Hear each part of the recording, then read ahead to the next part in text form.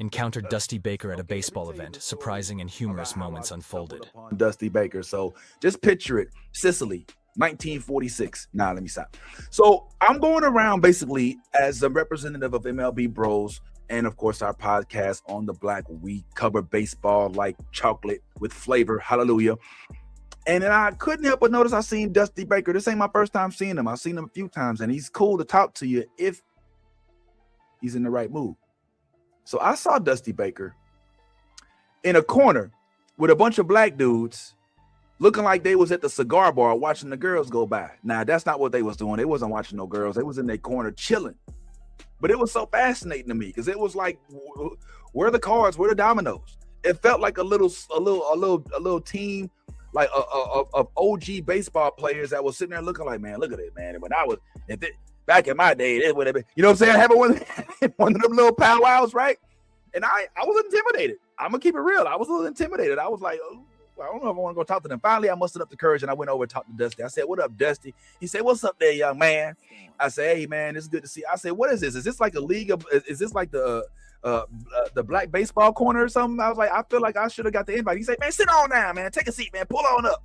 I was like, now I had my daughter with me, so she was helping me record things.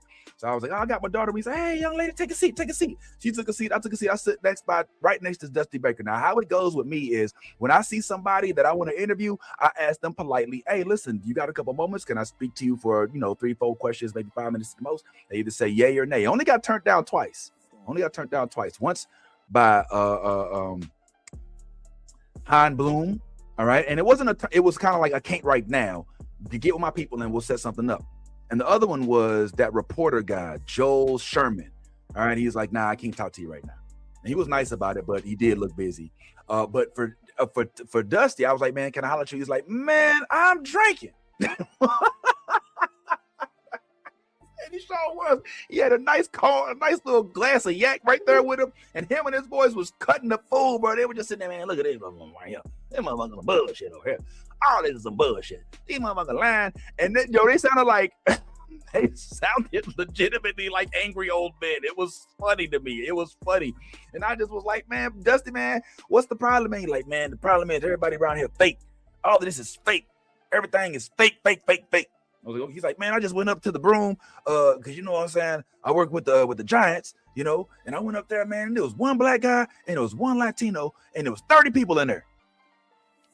And I was like, tell me how you really feel. He's like, man, it's all just fake. It's just fake. I was like, okay, it's fake.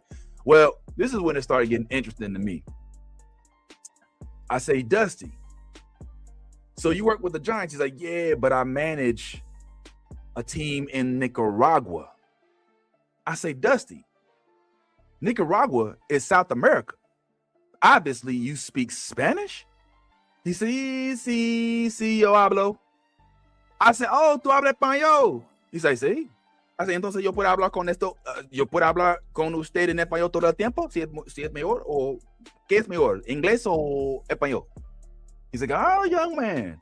He's like, oh, inglés es mi preferencia, pero yo puedo hablar español también. Porque necesito hablar español, pues, mejor para negocios. I said, you're damn right it is, homeboy. So we just had like a whole little black person, like American black guy. I learned Spanish conversation. I learned that he learned Spanish in 3 years. I also learned Spanish in 3 years. Of course, I'm not an expert, but you ain't going to talk trash about me in my face and I don't know about it. All right. And we kind of bonded over that. And I got to get everybody in the area's number except for him. But I got to tell you, man, that was one of the funniest experiences. I really am a little upset that I wasn't able to show it to y'all on camera because I thought it was so funny how he was being so candid. And I mean, not funny in a sense like, ha, ha, ha, but just like, I don't know. It was just a genuine moment. I enjoyed it. And I honestly think that if y'all were able to see it, y'all probably would have laughed at it a little bit as well. But it is what it is. All right, man. Listen, let me go ahead and wrap this up. I have one more thing to show y'all, and then I will go ahead and close this out.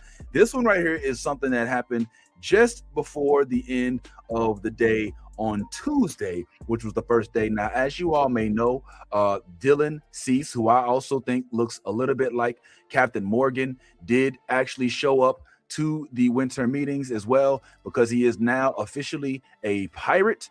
I'm not mistaken. And a pirate. I'm sorry, I said pirate. I said pirate just because he's on the screen looking like a pirate, but now he's not a pirate. He's a Blue Jay now, right? He's officially a Blue Jay. So I got a chance to see him right after he did his press conference and got to ask him one question. Now, you know me, I only ask the tough questions, boss. Only the tough questions. So I had to make sure he was ready, because a hardcore media journalist like me, I'm gonna hit you with them hard balls, bro.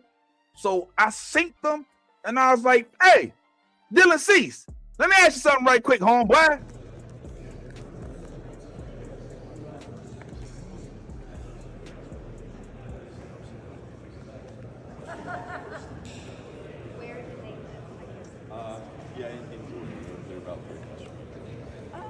Do you keep the facial hair in Toronto?